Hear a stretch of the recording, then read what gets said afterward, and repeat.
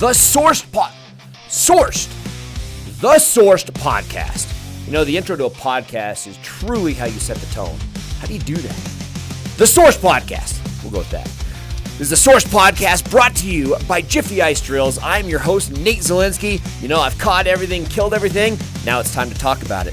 This is the truth, the stories, the true perspective, and most importantly, it's what the life is as a professional hunter and angler. Stay tuned. Welcome to the Source Podcast. I'm your host, Nate Zielinski. Welcome to today's show. We're excited about this one. I have an awesome guest in studio. But with that, today's topic is all about camera work, being on camera, audio, hot mics, failures, disasters, and everything that goes with producing content tied around the idea of being on camera and recording. There's so much to it, right? It's unbelievable. And whether it's from a podcast like you're watching right now, to social media, to live feeds, to full-blown TV productions, and everything in between. When it comes down to being on camera, we're going to talk about everything that goes into it. More so, we're going to share all the stories of the failures, the dumb things we've done, everything that hopefully you never will do, and things that have gone through the life and industry of being on camera. With that being said, I want to introduce an amazing guest, great friend, cameraman, and literally the guy that I go to with all the questions with anything related around content or filming, Mr. Tim Glomb. How you doing? Nate, great. Thanks for having me on your podcast. This is exciting. Absolutely. You know, in the world of podcasts, you know, being on film of any kind, it all started with Tim. He's the one that got me involved in the camera work. And again, just the kind of the go-to guy with everything tied around it. So we're excited about that. With that being said, I want to talk about how I met Tim. You know what I mean? Just at the start of it all. With that, you know, I was a fishing guide. I should say that. We'll start off with this. This is a better start. When it comes down to content, some of you with my audience, right, only know me as being on camera, right? I know a lot of you that follow me on the hunting side, and on the hunting side of things, you only know me from being on camera, right? You follow the education, the content, and it's always on camera. Other people are coming into this as watching me as a fishing guide, right? So you're like, camera work, Nate, I don't even know what you're talking about. I found your podcast, but I only know you as the fishing guy. Some of you have come to ice addiction or events. I kind of split my careers in so many different fashions. Maybe you know me as being on camera, maybe you don't, but these are the stories from all that time that I do spend on camera. So, you know, you rewind 20-something years ago, and I'm on that fishing guide trip like we talk about. I'm on this guide trip, and I have kind of a younger group of guys on the boat, and the fishing was not great, and I'm like, you know, I have these young guys on it, and this guy, you know, specifically Tim, goes, "Hey, man, would you mind if I film this?" And I'm like, "Yeah, no problem at all, man. You can film it." I turn around, and it is a camera worth more than my boat, right? And I'm like, whoa. This isn't like the Handycam, film it to get a tip. And all of a sudden, I, you know, don't realize it at the time, but I am talking to like the superstar of the era, you know, coming straight off the MTV set, coming straight off of Jackass and Viva La Bam, and I have no idea of any of this. I'm like, "Dude, what's that camera for?" He goes, "I film TV," and I'm like, I don't even have a clue what he's talking about. I'm so in my world of being a fishing guide, you know, and 20, 30 years later, great friends, Mr. Tim Glomb. So, Tim, that's the introduction, man. You threw me off guard on a terrible guide trip and high-end camera gear. Well, I'm glad that you admitted that the fishing sucked that day. It was a high sun up there. We were walleye fishing at Chatfield. It was great. No, we caught a couple fish. But, yeah, man, I'll give some context just so, you know, as we talk about the ins and outs of filming in the field, on the water, in the brush, whatever it is. Why do I have any relevancy, right? Well, as you said, I produced a bunch of different television over 20 years ago. So Viva La Bam was a big show. It was on MTV. 3 million kids on a Sunday night would tune in to watch us, you know, throw Hummers off of cliffs and cut a roof off of a Lamborghini with Billy Idol and have Slayer playing in Bam's backyard for a party. So that was all good. And then I transitioned, did a lot of content directly for brands on television stuff. And then Mark Cuban tapped me to run the marketing department for his television network, which was HDNet at the time. We rebranded it to Access TV, which is known today, live concert network. And we used to do 200 live concerts a year. So, being on a fishing boat with you, you're getting some walleye misses on the jigs, and then a lot of hunting stuff and everything in between. I've seen it all. I've played with $1 million camera rigs. I've played with $100 camera rigs, and, even just helped out put this stuff together. So I have some context. I have some legitimacy when it comes to camera production. Absolutely. And and the list goes on, right? Like tour manager for Motley Crue, produced Everclear. Whatever. Tour manager. Yeah, I was a tour manager in the 90s for a bunch of different bands. I was out on the road with Motley Crue as guitar tech, tour manager Everclear, platinum selling artist in the 90s. So yeah, the 90s was music. 2000s was TV for me. Then, I went and worked in private equity. I actually was a director of strategy at Bowtech Brands, all 7 brands, Bowtech, Diamond, Excalibur, all the brands they owned. And that's where you and I really ramped it up, right? And had some fun with live hunts and commercial work and everything at Bowtech. It was just a ton of fun. So that's it. So we're not trying to brag too much for my buddy Tim, but the more the kind of the context behind it, as we talk about camera work, failures, seeing everything, there's not a better guest that brings it, because he's seen everything. When we talk again, Viva La Bam, Jackass. I've been in your truck way back in the day when you still had the Jackass truck, and the phone calls that would come in and the things that I saw, and I'm like, this guy's legit. And it was more fun for me because I didn't know that world, right? I didn't live in that world. And a lot of people don't know that about you, right? But at the time, back then, early 2000s, you were just some guy with a boat. You're a great angler and even better hunter. And man, you want to talk about some funny stuff on camera hunting? Strangling elk and steamboat. But no, it's all fun. It's all good. And we got a lot of stories to share. That's it. All right. So that's our guest today, Tim Glomb. And again, the whole concept behind this is talking about the things behind the scenes with the camera work, because I want to talk about that, because it's one of those things that more and more is a part of my world, being on camera and producing content. But again, so many people don't think about that, right? Whether you are watching a podcast, a YouTube show, a live feed, or a full-blown TV, everybody watches the host, right? They watch the big fish that gets caught. They watch the animal that gets harvested, but they don't necessarily think about how they got that, what's behind the scenes, who's producing it,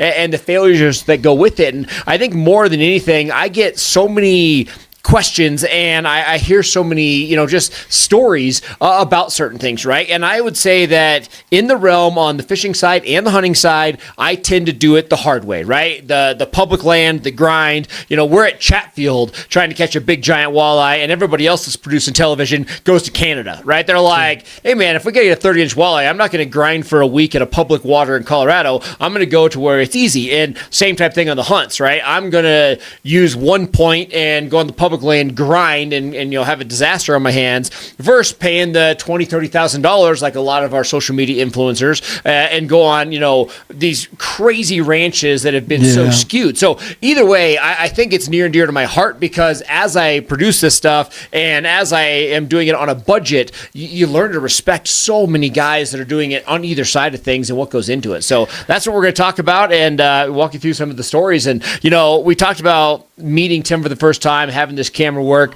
My first major experience, we'll call it, right? I had been on TV, I've done some news, I've done a bunch of stuff, but really what opened my eyes was my first negative experience on camera, right? The first time that I really screwed up. And it's eye-opening to what goes on all of this type stuff. So, looking back, it was on the fishing side, and in the realm of fishing, right, the hierarchy to me has always been in fishermen, right? From the magazine to the TV show to producing VHS, then to DVD and everything else. But they are the knowledge point. They're the ones that teach you how to fish, cutting edge. If there's a new anything, they cover the story first. So in fisherman's been it. Now I built a relationship with these guys from doing a lot of the magazine stuff, and then we started getting into the concept of wanting to film it. So I was like, hey, let's come out here, let's produce a show. And honestly, they were just like, hey, we have budgets, we have our sponsors, we have this. Going out west is hard on us. It's far, it's expensive, and let's face it, right? You guys tend to be behind the 8 ball. What do you have that we haven't done? And I'm like, oh, come on. and as we talked about this, we had a bite out west, and some of you have probably heard of this. A lot of you haven't. Is catching giant world-class lake trout on topwater gear, right? So we're taking these giant 20, 30-pound Lakers, 40-pound Lakers, and we're throwing these Zara spooks and working them in a super crazy, kind of erratic topwater action, and these Lakers, lose their mind for it. I mean, they'll hit it 10, 15 times. They'll fly out of the water like a great white shark, land upside down. Like, they totally lose their mind for these baits, and it's something that has never been done. It's never been exposed. I've never heard of it, never seen it, hasn't been on YouTube, any of that. So I called up Doug Stange, and I was like, hey man, you're editor-chief of it, let's come out and do this. And he was like, that's not happening. And I'm like, come on. He goes, you had a one fluke day where you caught one on the bait. He goes, you know how much goes into this? And I'm like, it's happening. Come on. And he didn't believe me. So we actually had to go out, film it on a cell phone, send him a clip. And he was like, so you've done this twice. And I'm like, we do it every day. Get out here. I'm like, because somebody's going to figure it out, and you should be the first to know. So long story short, we got Doug and crew out here. I'm amped up. But also, I'm excited for the bite, but I'm also scared to death because I finally got In-Fisherman to come to Colorado to produce TV. Hadn't been done. You got to perform, man. Exactly. You got to be camera. ready. Just what we're talking about, right? Like, it's one thing to talk about it. It's one thing to do it with your buddies, but when you have to do it on a given day, hey, you don't get to pick the weather. You don't get to pick the conditions. We're in town spending a bunch of money. You have to produce it, right? We have permits in hand. So I'm nervous going into it. And we show up, and a lot of my buddies that have produced with In-Fisherman always talk about this particular camera guy. And I'm all excited to meet him. It steps out, and it's not him. And I'm like, oh, man. I'm like, where's Greg? And like, oh, he stayed home. Like, we got this guy, and he's from Florida, and it's not one of their normal things, right? In-Fisherman's part of a big, co-op, and they send a camera guy that produces television for, a various kind of group inside. But he's like, hey. Those two TV guys don't know anything.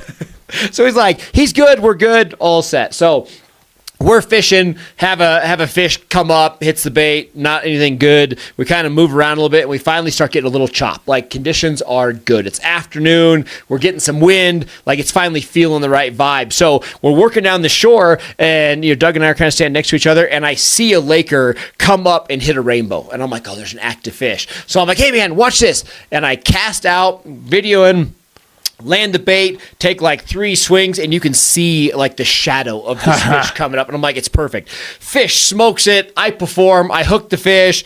Big battle, right? Like, it's epic. We got the fish. Get it in. It's like a 40-something inch, 40, 41-inch fish. Just world-class, good color. Take the pictures. I got a picture with Doug Stange. I'm like, dude, the world's right.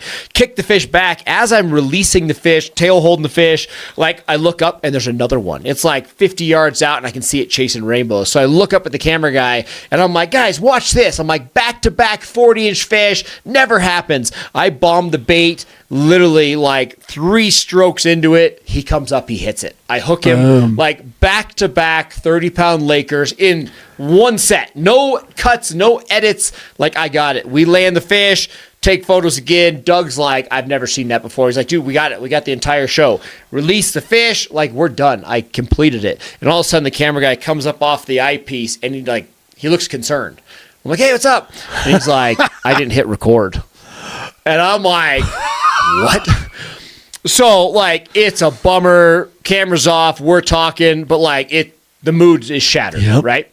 I'm a young guy. I'm like, dude, that sucks, yada, yada. And it's over. It's said and done. Doug's like, man, we just got to keep trying. That's all we can do.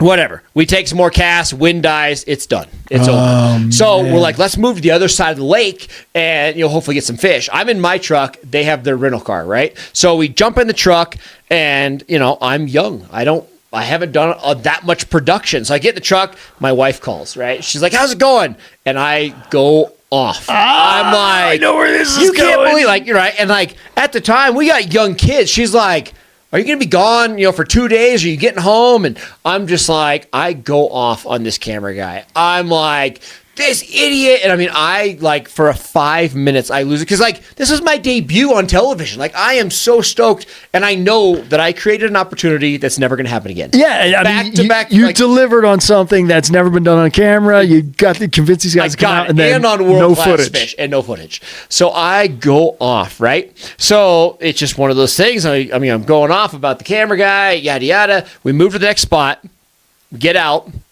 And the camera guy, almost looks sick. Like he almost looks like he like got ill, like food poisoning, right? So he goes and he's kind of messing with some stuff, and I walk over to Doug, and we're 20 foot from the other guy. He's in the back of my truck, and we're talking, and I'm like, Doug, who is this guy? Can you believe it? And Doug looks at me and points to his chest, and he's like tapping his chest. I'm like, what? He's like, the mics. He goes, we'll talk about it. We'll talk about it later. And he doesn't even know what the guy just heard. He's just telling me right there in that situation to stop talking. Yeah. And all of a sudden, like that gut wrenching, been there, man. Feels what I just said to my wife on camera for 5 minutes, and he's in the car right behind me capturing it all. He still has his headphones on. So he listened to my entire conversation with my wife of me going off about missing it. And like, you don't come back from that. Ouch. It's said and done.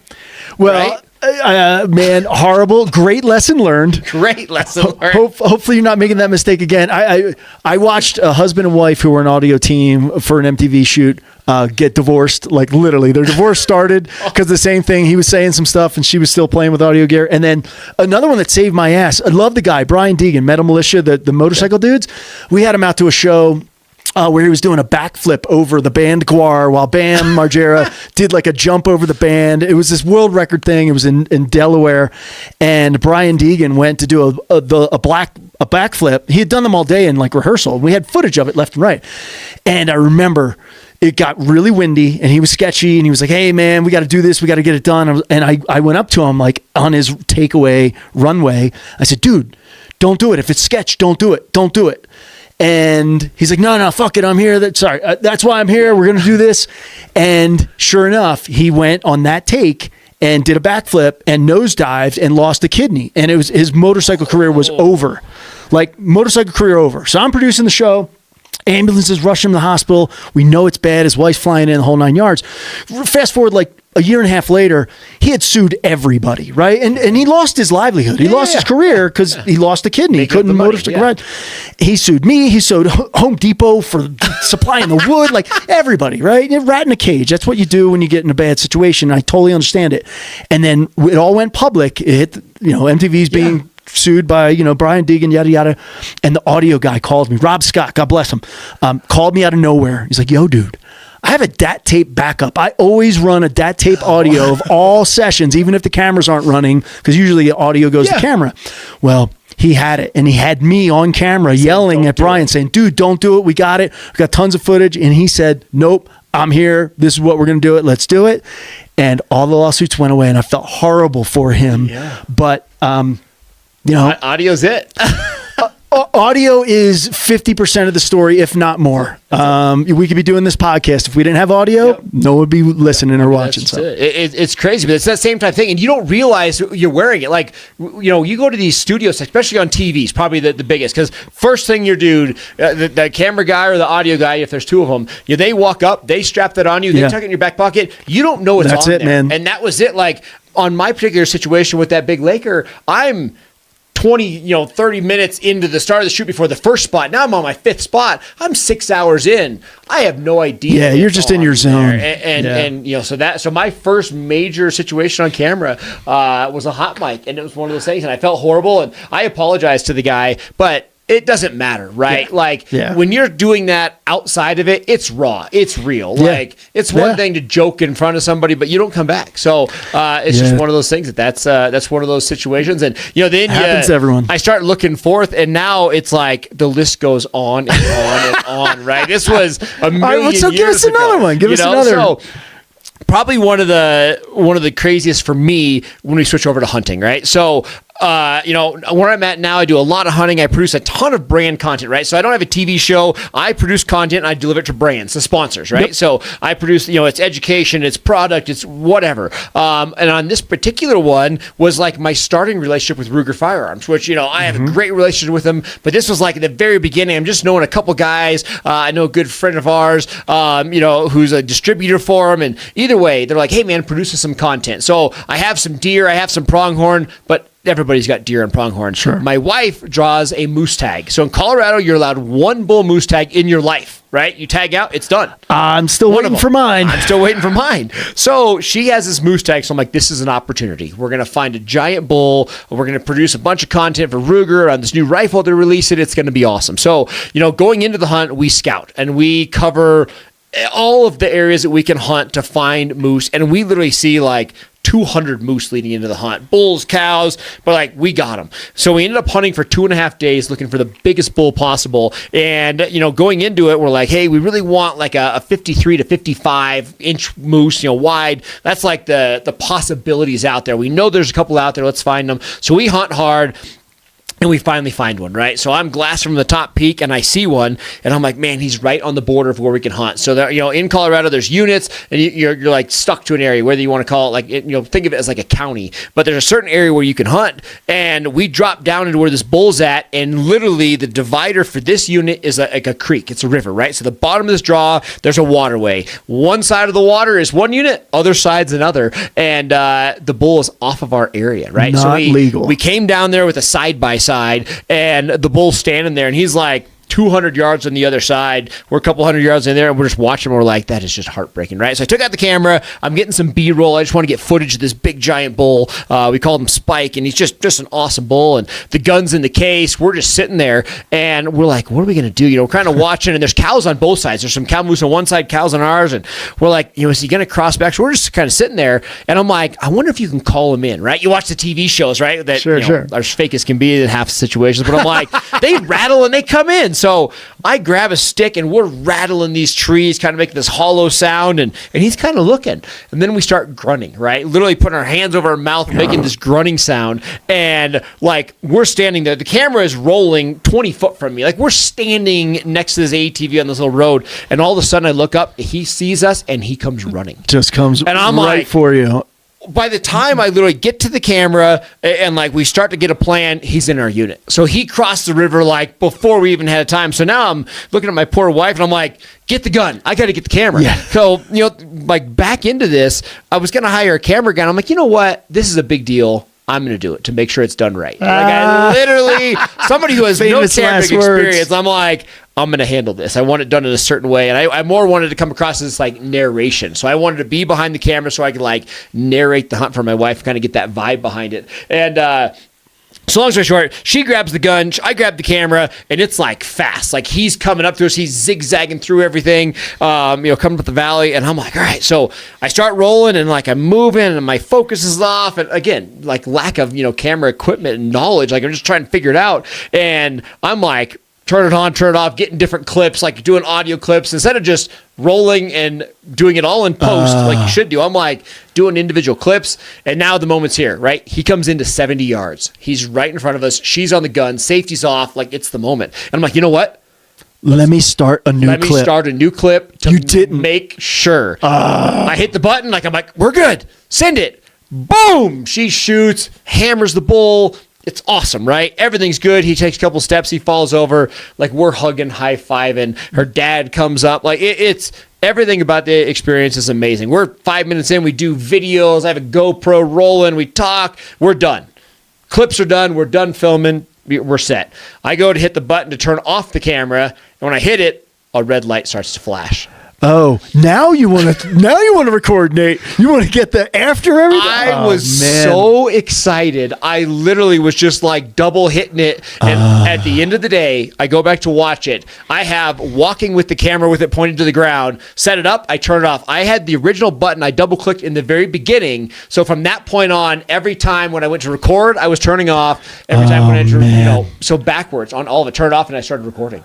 So we have a 53-inch beautiful bull on an amazing set. I'll call in everything, and I have nothing. Well, can you draw us like an animated picture of what happened? So, I mean, like, cameraman 101, just especially in the day of tapeless cameras. Right. Before you worried about tape, right? Especially think about like film, like real movies. Like, every foot of tape has a cost. Here, it's all tapeless. Just let it roll. Bring a bunch of batteries. Literally so excited. Ouch. And the memory of the hunt with my wife, wife. I mean, That's we still great. have that. That's cool. But like no content, the Ruger concept, like everything totally let it down for cameraman fails. Ouch. And it happens all the time. You know, and the list just goes on. And look, to be fair, like, you know, I was director of strategy at Bowtech. We had a lot of shows at the time, right? Western Extreme, Jim Burnworth, Randy Newberg. I brought him on while I was there. Great dude. One of my favorites, public land hunter like yourself. You know, Heartland bow hunter.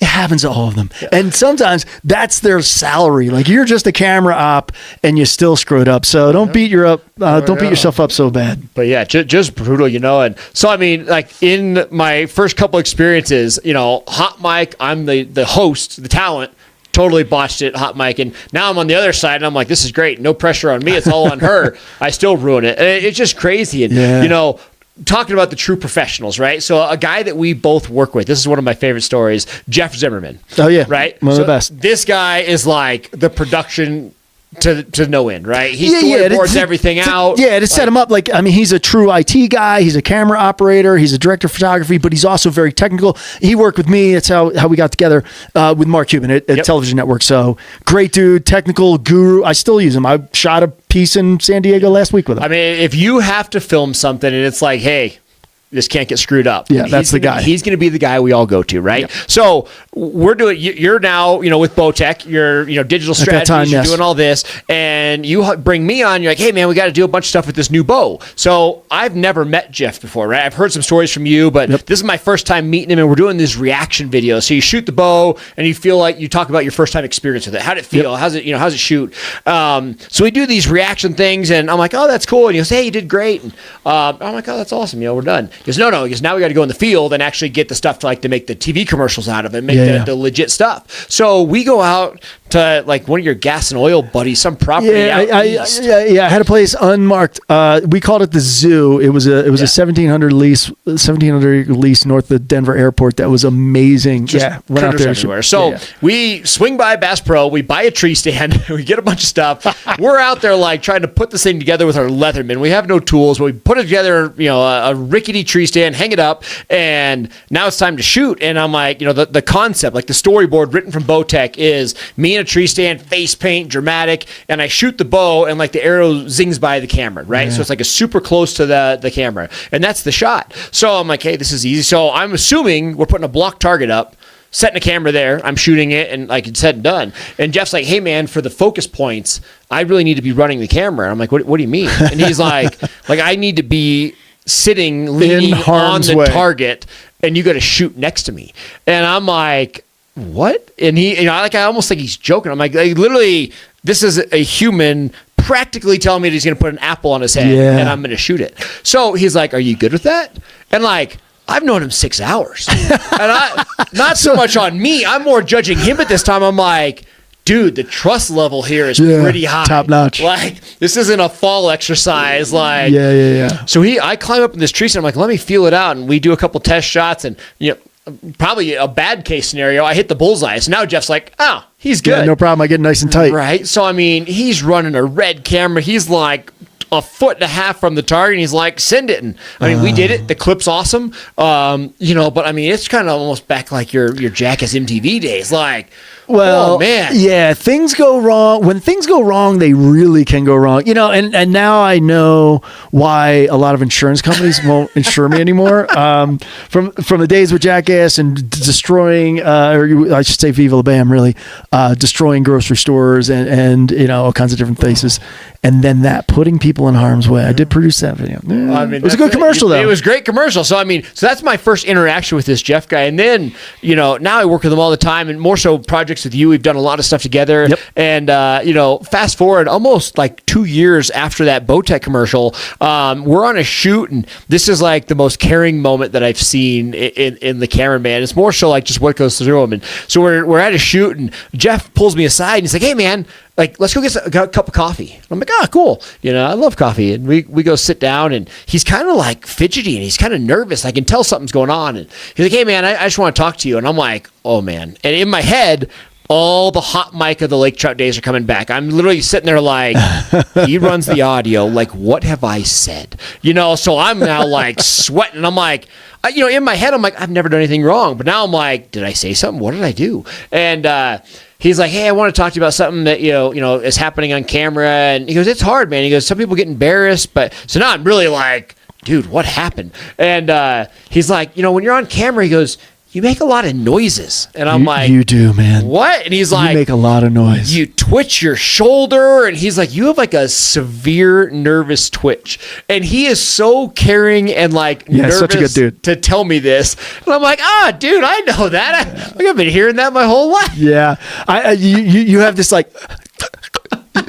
You have this breathing thing that, those close to you know it. It's so crazy. I mean, my poor wife and our close friends, like, when the stress level gets high, it's 10 times worse. Like, when we're driving to, like, an ice fishing event, I mean, I am, like... Through the roof, it's nervous. Like, you think I'm having a seizure. I'm making so many noises and twitching so bad. Like, and I don't notice it. My team makes fun of me because whoever sits in the back seat when we go to these events, they'll video me. And I do this, like, left shoulder twitch thing. And they'll do videos and, like, overlay music to it. I mean, they make gummies for that these days here in Colorado. They'll mellow you out. I mean, it's just crazy. But that's Zimmerman, and it's just crazy. Just thinking about like behind the scenes what they encounter and like, hey, what do you have the nerve to say? All that kind of stuff. And lastly, before we move on to some other stories here, I have to say the first time that talking about Zimmerman and the first time that I got to see the old Tim come together was just a couple years ago. So really? Tim came to me and he goes, hey man, we're doing this concept of this digital capabilities and transferring data. He goes, at the end of the day, I need to go somewhere remote and I need to blow some stuff up. Oh, yeah. And I need your help. And I'm like, what are we going to do? And he goes, well, here's the deal. He goes, we're going to use tannerite, but we're going to use like hundreds of pounds of it. And we're going to blow up office equipment, and I need you to be the shooter. And I'm like, what? And then Zimmerman's like, I'm here. We're doing it. We have that. I'll give it to you if you want to show it. But funny thing about that, I bought 160 pounds of tannerite, which gets delivered by UPS, right? It's not an explosive, I guess, in that category. But for the shoot, it was a software company. I wanted to have different characters, and one of the characters was an airline pilot. At the time, one of my clients was American Airlines. So think about this. On Amazon, in the same 3-day period, I ordered 160 pounds of tannerite. 160 pounds. I ordered a Halloween airline pilot suit, like 10 rolls of duct tape, giant zip ties, all the things you would want if you were going to hijack a plane or blow something up. And I'm not on any watch list or anything. That was like the ultimate recipe for Homeland Security to catch me. So I have no faith in Homeland Security. Although, you remember the first time we tested, when we tested, we shot tannerite, like 20 pounds of it. And who showed up? You remember this? Oh, yeah. Was it CPW, wasn't it? No, the plane. The Navy helicopters.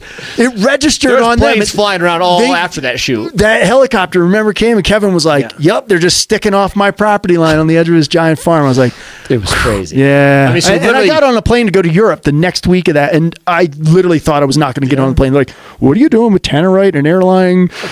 Zip ties, duct tape? What's going on here?" I mean, that's it, So we look at Jeff. We're like, hey, man, you're running, $20,000 in camera gear, and we went and bought 8 desks and computers. We're going to put 60 pounds of tannerite underneath it. Like, what could go wrong? So just the craziest things on camera and off camera, and the disasters. And that one went smooth, though. Well, how about the live stuff we did? Because I feel like, look, we all know produced television. We've been watching it since we're kids. I love Jim Shockey, right? When I was at Bowtech, he's one of our best partners. Still is with them. And good to him. He's resetting his life right now, having fun. But those shows are produced. And I'm not taking anything away from those produced shows. Uncharted was an amazing show. Heartland Bowhunter, they put a lot of time and energy into that. Randy Newberg, Public Land, talk about struggles. That guy's all public land. Beautiful shots, everything they do. Yeah, everything. But Public Land Hunter, I love it. Although we, in 2016, I think, is when technology really caught up, where a cell phone could literally run a feed from a camera. Whether you were just on a phone or tying a camera to your phone like a hotspot, you could go out in the field and do live content. And we did it. And Bowtech, kudos to them. those guys put a ton of money into allowing you and me really to go be guinea pigs. And so much so that the trade shows, I remember, and I'll call out Hunsucker from Heartland Bowhunter. He's like, dude, why are you doing on this live? You're killing it, dude. Like you need to produce it. You need to tell a story. It needs to be 22 minutes with commercials, and it needs to air 3 months from now on a Thursday at 8 p.m. And I was like, dude, get some cojones and do one live. You'll get a rush. And they didn't want to do it for a long time. But you and I did a lot of live. A lot of things went wrong. A lot of things went really well. But live brought the audience, thousands and thousands of people. I would argue, and I know this for a fact, because at Bowtech, we were a huge sponsor of these TV shows. Yep. I saw the Ren track and I saw the real-time viewership data on OSG, and we had far more people watching us live on Facebook, you and me, than some of the biggest names in television with produced TV shows. And it's fun because as we talk about like kind of the gathering of content and filming, that's where I really made a good portion of my livelihood was after we started going live because, the concept, right? You're fully edited.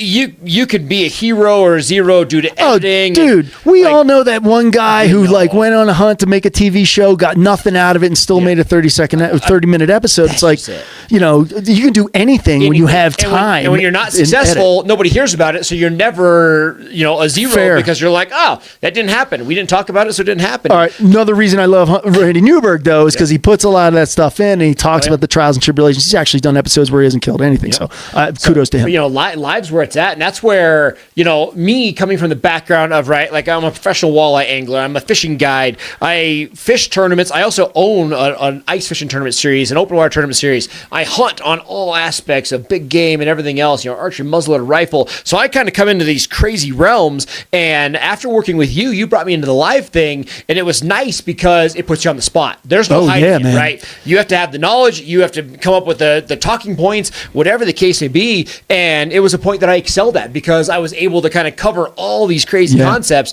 And that's what brought in most of my partnerships that I have today is due to the live, because it's like you throw anybody live and, there's no hiding it, right? Dude, you have to produce. You got to be able to walk, talk, shoot. You got to be able to do everything. And you got to keep people, captivated too. Because we did a lot. We probably went live 50 times on Bowtech feeds. And by the way, we went to multiple Facebook pages with other partnered brands. And the one that really stuck in my head, when we did scouting, when I was hunting for Ricky, which you killed in rifle season, I couldn't get him in archery season, even though we saw him every morning. We were on top of those peaks. We had just enough cell service. We'd check in. People would be getting their coffee. Like, yo, you going to kill Ricky today? It's like, well, today he went into the bush a little early. Here's a long lens. We can see him going into the bush, but we're not going to chase him. But that hunt in South Dakota, I think, was, to me, probably the best produced live single stream, single camera, keeping thousands of people on the edge of their feet. That was a great story. Absolutely. Literally a couple weeks prior to that South Dakota hunt, we did a live hunt here in Colorado for pronghorn, and it was successful. Oh, yeah, that's right. It was exciting, but the South Dakota hunt, I think it was such a neat. So we're hunting, in the Badlands of South Dakota, open kind of terrain. Beautiful, and lots of deer, and just open country. So there's no trees. So they have white antlers, and when they bed down, they just bed down in the grass. So you're looking across the grass, and you see a tip of a tine. Yeah. So it was kind of fun because the viewers could really follow along with it. It's not sitting in a tree stand where you're looking at nothing, and all of a sudden you're like, oh, there's a deer, let's shoot it. It was like, he's a mile away. And then as we're walking, we're like, he's 800 yards. And all of a sudden we're like, oh, we got to be quiet. We're getting close. Well, even before that, I think what was really cool about that one is we were there for 2 or 3 days. And the first day you did your scouting live Facebook. And again, Bowtech was putting a bunch of money behind, promoting this, let people know, hey, Nate Zielinski's going to be hunting this thing live. It's either going to happen in a day, it's going to happen in 3 days, it's not going to happen at all. But you took people through your mind in the scouting when we were out there. Even the day when we didn't have guns, the first day, like, hey, here's the lay of the land. Here's what I'm looking for. Me, Nate Zielinski, here's what I look for when I get to a spot I've never hunted before. I haven't been able to scout. So it was really cool to see those mornings and evenings the day before, your thought process of how are you going to tackle this? How are you going to be successful in a place where you don't know? We did have a guide who was great, but that was really interesting to me. And then, of course, that morning you were like, that's the one. That's the biggest one we've seen. He's bedded. Let's go. And I'm like, are you sure, man? It's 2 miles. We got to keep people interested here. I mean, that's it. And so much goes into it, so like that day, we had a guy kind of walking us through the ins and outs, because where we were hunting was, we had private property that we actually had access like through. We could hunt it, but most of the deer were beyond it. And then we actually had some like Indian reservation and then public. So we had like all three of these. So we had like the ranch manager buddy that was there kind of as our guide, like saying, hey, you can't go over there, you can go over here. And then we finally had this buck and he bedded down, and we kind of walked everybody through exactly that, the thought process of here's how I'm going to approach, here's what I think's going to happen, here's what's going on. And it's kind of crazy because that hunt, highest views we've ever had, totally live hunt. We went live the longest. And that's also the one that kind of like crushed my social media career. We'll talk about that in a bit. But so either way, before we jump into that, we get on this hunt, right? And once we get kind of on the ridge that he's on, where we have good cell service, we hit go live and we start like this stalk, and we never cut off. We stayed on it. I think it was like 30, 35 minutes. 33 minutes. So we like get up there, and now we're at the point where like arrows knocked. You're running the camera over my shoulder. We're like, we're there. We come over the hill, and there he is. He's bedded down, like in the sun, dozing off. And we range find him. We're like 35 yards away, and I mean it's live. And you're literally sitting there, and like our cues were, hey, if the views go stale, let me know. And you're like, dude, views are skyrocketing. People were losing their minds. They're like, we can see the deer, man. Get it. And you're like, just being patient. So we sneak up, and like the plan, I reach back. It's all live. It's on Bowtech's thing. You can watch it. So I'm talking to Tim, and I'm like, hey man, like, pick up that rock by your feet. I'm going to draw. You're going to throw a rock. It's going to make a noise. He's going to stand up. We're going to shoot him. So, like, I draw back. Tim throws the rock. Like, this camera shakes. You can see it. Rock lands, and, like, he doesn't even budge. No, he was sound asleep. Man. So I let down real quick, and I grab a lighter out of my pocket, because there's, like, no more rocks, right? There's just grass. I hand Tim a lighter, and I'm like, just throw that. Like, it'll make some noise. Draw back. I'm like, it's plastic. It'll be loud. Throw this lighter, which we recover, right? Don't worry about that. Yeah. So we throw that. And he doesn't do anything. So now I'm in draw, and we're like, all right, we'll like make little noises. So we like, clicking and grunting, and I'm in draw, and it's like a minute goes by. And now I'm like, you could tell the deer like senses something's wrong. Yeah. He's kind of looking around, but he's not standing up. I'm like, standing up. I know if I let down, he's going to run. Of course. So I'm like, I'm staying in draw. So fast forward like 3.5 minutes at full draw. People are losing their mind, and I'm like starting to get the shake. So I'm like, dude, it's now or never. So I start walking towards the deer. Tim stands over my shoulder. I take like 2 steps. Deer gets nervous. He barely starts to stand, and I have nothing left in me, right? Yeah. Like, I'm ready to drop it. So I just find that shoulder. I shoot, and we did. We pulled off a super clean harvest live. Totally live. And this was on like Facebook, Insta, Bass Pro, Cabela, like it's everywhere. Yeah, that's right. We were going to the Bass Pro pages at that time. Oh, that's crazy. And my favorite part of that, I'm sitting there running a camera, looking at the comments come in, and one dude was like, you're in full draw, and he's like, come on, man, I'm in the shower and I'm late for work. Kill that buck. It was so cool. But, it brought people right into that experience. And again, it was a normal hunt. It was obviously, we're not hiding anything. When you're live, it's live. Yeah, and that's what I like. I funded so many shows from so many great people, from Burnworth to Shockey to all them, and the edit bay gives you 97% accuracy of the story you want to tell, whereas live, if you can keep an audience, if you can talk, if you can educate while you're doing it, that's like the ultimate rush for me. So I loved all the things we were doing for live. I'm surprised it didn't kick off. I know shortly after that, Dustin and the team from Masio called me and were like, yo, your live stuff is killer. How you doing this? And then they did some turkey hunts with it, but those were a little slow, and those guys, they just didn't have the education that you were trying to give while you're walking and stalking and everything. And so I don't know. I thought that was revolutionary at the time. And then I even killed the first with the new bow. I can't remember which one it was. It wasn't the Rain. What came after the Rain? I can't remember. Yeah, either way. SS or something. But I killed the first Realm. deer. The Realm. The Realm. I killed the first deer on camera with the Realm live on Instagram from Indiana, whitetail, 44 yards. And I was like, small deer. It's a grunt. The land manager wanted to kill. There was a Grigsby property, Mike Struff's place. And he's like, yeah, you can kill it. And I was like, well, only if the audience wants me to kill it. So I'm like whispering into the camera, which is mounted on my bow, and looking right at the deer. I'm like, should I kill it? Should I kill it? If I get 100 thumbs up, I'm going to kill it. And they just flooded in. And I just let it fly. It ran 30 yards, fell over, the whole thing on live. So I think live was pretty cutting edge back then in 2016, 17. I wish more people were doing it. I mean, that's it, more just no hiding it. And from that, so, I kind of mentioned it, but, everybody asks, like, Nate, you do so much stuff. How come you don't have an Instagram following, whatever? Like, I have some serious shadow banning going on. Obviously, we all know social media outlets, and they did not love the live harvest that we were doing on social media. A lot of the brands we were working with fought it, and they got away with it, right? They were just like, hey, we're doing food. Yep. I obviously don't have the budget or the time to go fight that kind of stuff. So if you ever wonder why I don't have a huge social following, it was from 2006 from a South Dakota live mule deer. There's probably a lot of truth to that, and I probably could call my buddy over at Global Services. When I was working for Mark Cuban, we spent millions with Facebook for tuning in for live concerts and whatnot. And I had the luxury later when I was working for Bowtech to call some friends and be like, yo, you guys are banning us from doing these like live hunts. We're like just collecting our food. What if I walk into a supermarket and just kill the animal with my checkbook at the grocery store? Like, it's no different. So they did. They finally reinstated some of our accounts, but yeah, you probably got the black eye on that one. Yeah. So, but either way, it's awesome. So, all right. So we talked about the stories, the goods, the bads. Now, coming from the production capabilities of MTV and Access TV, I want to talk about the nitty-gritty stories of you and I's adventure. We start off with that South Dakota one. So, Tim and I have this kind of running joke, right? I call him when I seriously need the cameraman. When I'm like, I found the bull, I found the buck, I need to make sure I get it right. Let's get going. So, a couple of years ago, or several years ago, we were chasing various things together, and I had like a personal hunt, and I was on like a serious quest for a 5x5 bull, right? Oh, yeah. So this kind of comes back. I was at a sports show, right? You travel around talking to all the shows,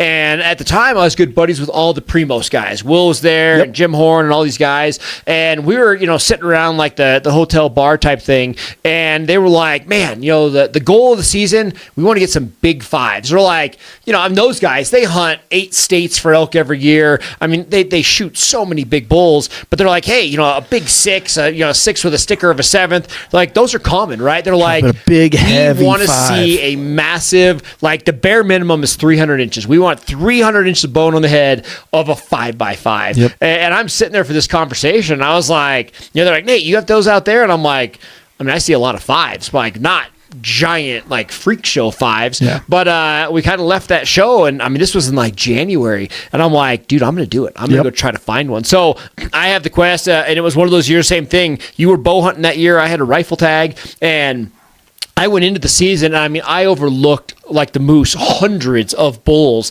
trying to find it. And one day I found it, right? So I found it. You came out that morning. He disappeared. I remember that scouting in some crazy wind, and I went home. And he was gone. You went home, and I found him that night. And now, granted, I found him like 6 miles away with my spotting scope. And I'm like, I don't even know how we're going to get to him, but I'm like, I can see him with my scope. There's got to be a ridge going to him. We'll figure it out. So I called Tim, and I'm like, hey, man, let's go in the morning. And you're like, hey, what time? And I'm like, come stay the night at my house.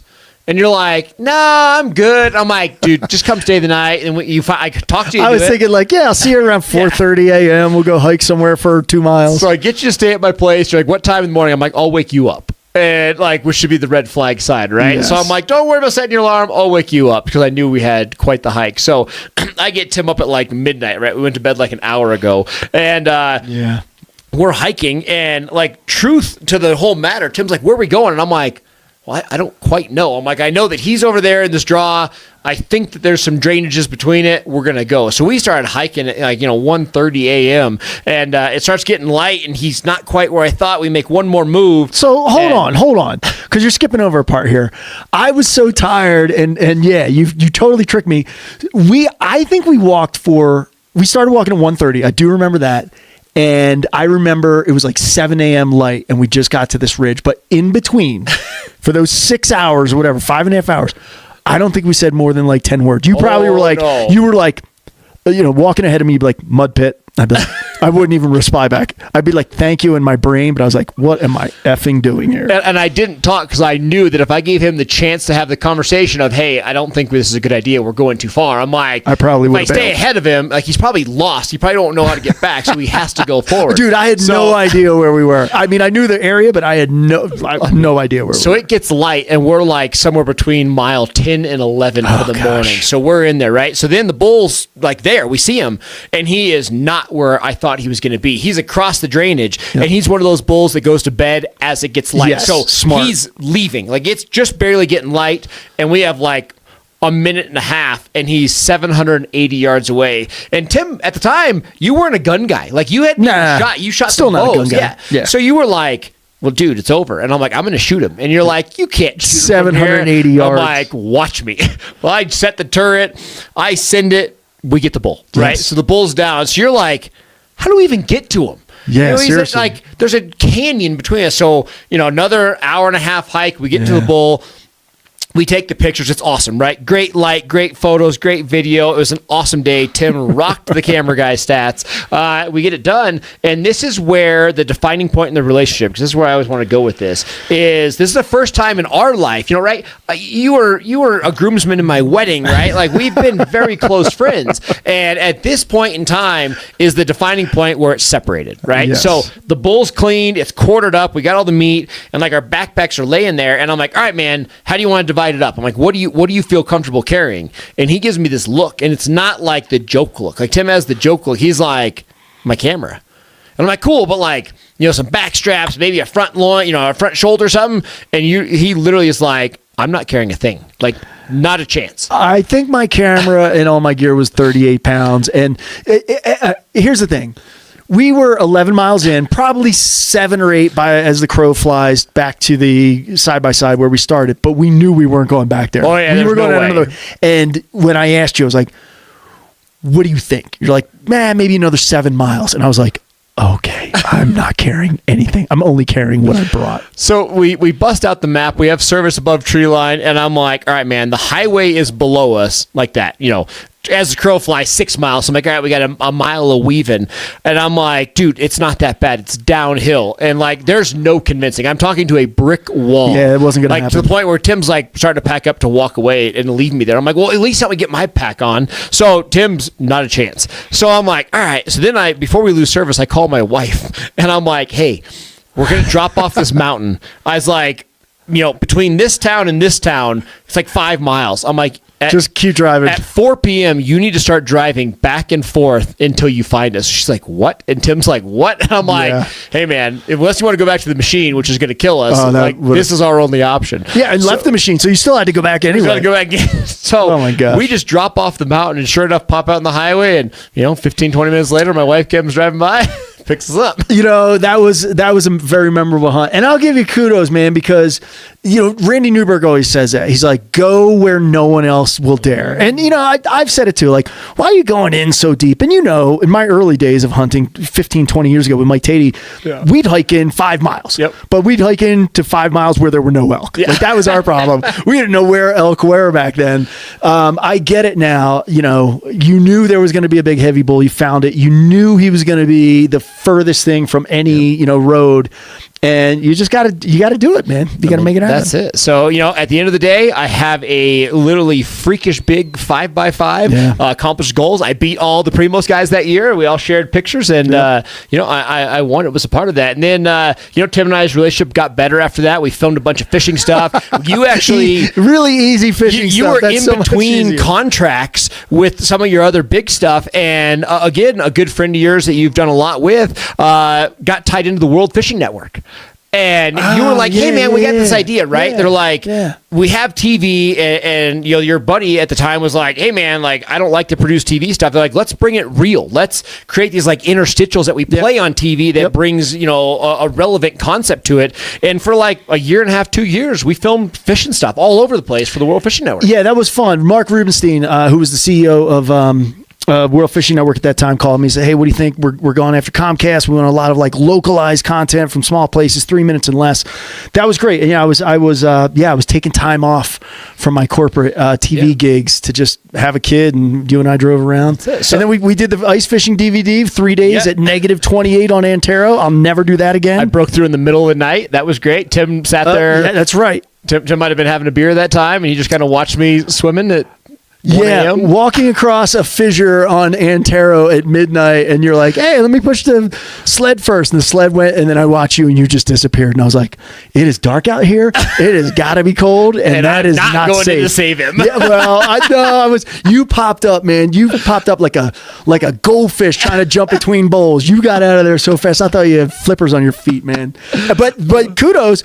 We set up a tent. We set up a Mr. Heater. We went for it, and we filmed the whole night fishing DVD. And it was good. That's back when Antero fished like crazy. What was that cover fish? That was a Snake River. Oh, yep, big cupbo. Yeah, that was fun, but that was cold. For those 2 years, Tim and I got back to the friendship side, right? Like the cameraman friendship relationship faded. We were just back to friendship, and it was great. And then same type thing. I drew a tag, and it was opening day of rifle. It was a rifle tag, and the bow tags, right? It's like a 10, 15, 20-day adventure with the cameraman. I don't bug Tim because I know he doesn't have 20 days to do it. But when I have a rifle tag in my hand, I'm like, hey, there's a good chance we can get it done in a day. I'm going to bug Tim. He's going to be the guy. So I have another rifle tag, and I'm like, man, there's a bull way above tree line. I'm like, it feels Timish. It feels like we shouldn't be there. It feels rugged. Like, I'm going to call Tim, right? None of my other camera buddies are willing to do it. I'm like, I'm going to get Tim. So same thing. I'm like, hey, man, we're going to meet at my house at like 2 a.m. I'm like, it's not going to be that bad. And fool you once, but I did it again. So I was like, all right, so Tim signed up.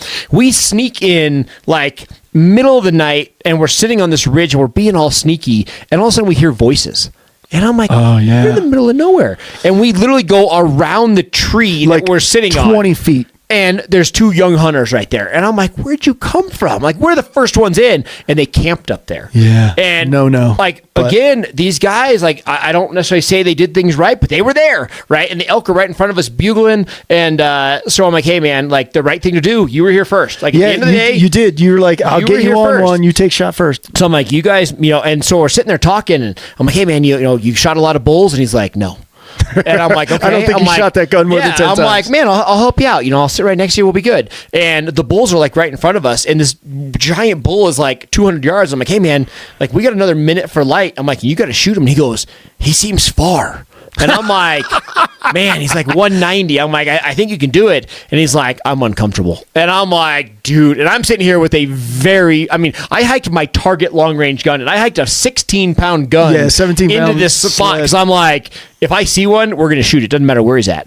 And so long story short, by going back and forth with this young hunter, the bulls leave. Like all 100 cows and 15 bulls leave. So we start pursuing them, and these other two hunters can't keep up with Tim and I. So I'm like, hey, man, sorry. Yeah, we're going to go. We're going to take a shot. So we run up the hill, get the shot, kill a great big bull. That was awesome. far. It was far. That was far. So took the shot, killed the bull. He dies in like a scree field, and we actually went down. Or we didn't. We hung out there for a minute, and after hanging out there for a minute, these young hunters came up, and like it literally looked like we took their home away from him. He was like, did you shoot? And I'm like, yeah, man. He's like, did you get one? I'm like, I did.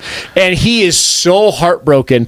And I'm like, dude, I didn't see where the elk went. I'm like, they got to be below us. So I'm like, come here. And we grabbed this kid. We take him like 50 yards, and we find him a bull. And boom. It's a great story because there was 15 bulls originally. There's 14 bulls left, right? They're all coming like up this little draw, and we sneak into where they're literally going broadside past us. Like their pinch point. Yeah. I mean, like we have them.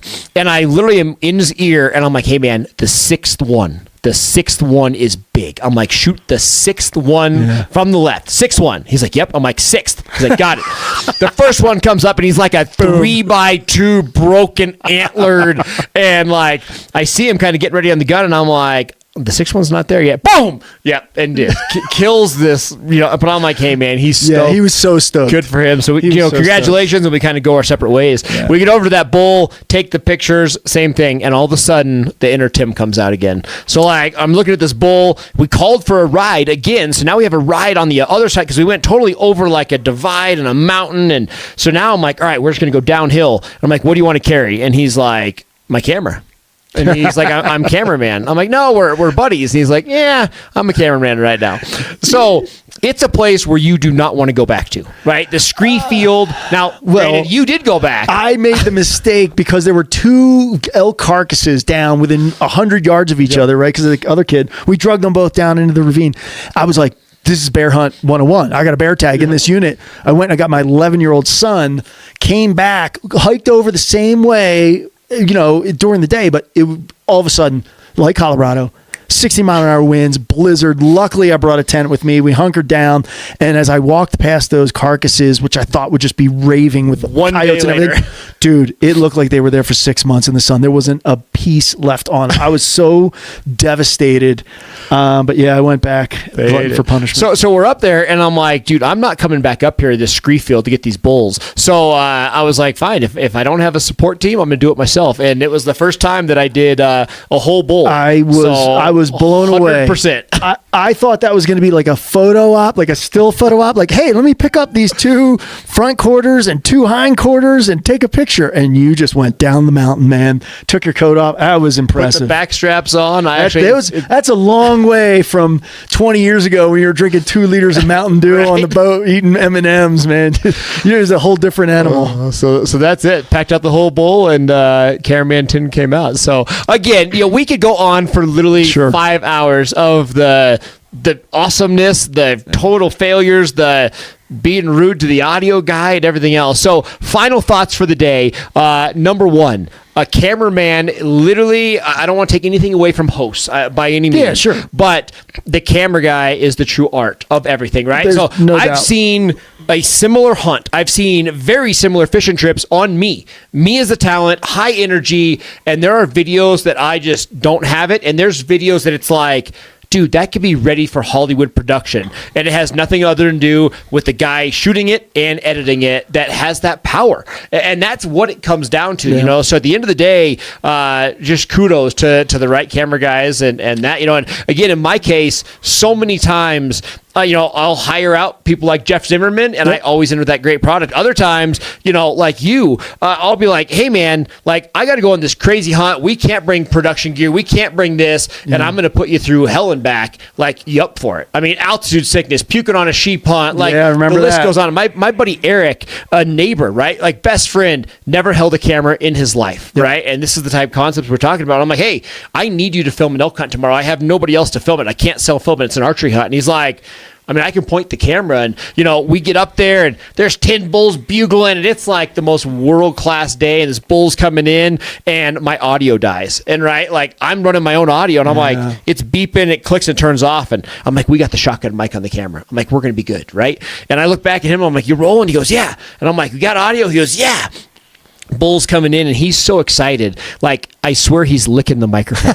Like, this bull's coming in and he's like, elk porn. He's like, I see him. And I mean, like, you literally can't watch the clip. It is so disturbing, the noises that this guy's making. And again, like, right, it's a buddy. I didn't expect this. Like, I put him in a situation and he pulled it off and it was awesome. Yeah. But at the end of the day, like, there are so many scenarios where as the talent, you do your job and vice versa. The camera guy has to count on you. You have to count on the camera guy. And there's so much that goes with it, You got to give credit to them. And I've always told people who ask me about that, look at Bear Grylls, his first show, climbing up waterfalls and crap. The camera guy's the hero. The camera guy's the one following him up there with a 35-pound beta camera on his shoulder. Like, talent's talent, but camera guys and people behind the scenes are great. They're a big part of it. And audio too. If you don't have good audio, man, sometimes you don't have a story. This is our like second, third take on this podcast because of audio issue. We started multiple times and had an audio issue. It is. All right, so Tim, again, amazing guest. Appreciate being here. Give me your final thought. I want to know one of your most memorable camera-related concepts of all your career. What's something that, give me one good, one bad of amazing memories of Tim Glomb. Oh gosh. Well, I still think one of my favorite things in the world is I convinced Billy Idol to come out and cut the roof off a Lamborghini with me, which was like, who else in the world can say that? No, right? it was good. No one's ever done that. And what's his face? I don't listen to him, but Post Malone, that guy. Yep. He like wrote a line in one of his songs about it because he's friends with Bam Margera and everything. One of the worst things, I don't know. I mean, I had cameras stolen, $100,000 beta camera stolen in a Mexican restaurant. Camera guy put it down. I fired a camera guy on site in Europe. He checked the bags that had all of our tapes from a week of filming. He's like, I didn't want to carry it on the plane. He checked it. And I literally was looking at it going down the conveyor belt into the thing at check-in. I was like, did you just check the footage? He's like, yeah. I waited till we landed. he got it from the belt, and I was like, cool, I'm going to take that. You are now fired. You can fly anywhere in the world you want, but you are not coming with us. Other than that, man, there's a lot of things that have gone right, have gone wrong. We've broken lenses, $50,000 lenses, but I ruined a Ferrari, a $55,000 cleaning bill on a Ferrari. We wanted to drive a Ferrari for a bit, flying a kite on the Autobahn in Germany, and it rained the whole week we were there, and I rented this car, and finally the last day we were like, put the top down, man. We got to do it. White leather ruined in the rain for like 2 hours, and the camera guy didn't even get the shot. So I was like, I forget, $15,000 to rent the Ferrari and $55,000 in damages. So yeah, I got a lot of stories like that. $110,000 cleaning bill at a hotel. That sucked, and that was all on camera. And they used the footage. They literally subpoenaed the footage. Because we were like, oh no, people came in and there was a party. It wasn't just us, let's make this an insurance claim. And they're like, we want to see all your footage. And sure enough, it was all of us throwing like wedding cake into the drapes and into grinding it in the carpet. And again, that's why insurance companies won't insure my productions anymore. I got to go through someone else, like Jeff Zimmerman. Oh, that's fun awesome stuff. Been a part of it all, guys. Yeah. Well, Tim, thank you so much for being a guest today. Again, hopefully you enjoyed the episode. The concepts, again, everything that happens on and off camera, anything camera content related in this world is more prevalent than anything ever, right? Content back in the day was rare. Now, again, everybody's producing it. But again, there's a little behind the scenes look of things that I've for sure done. And again, great friends have done as well. So, guys, thank you so much for tuning in. Appreciate you.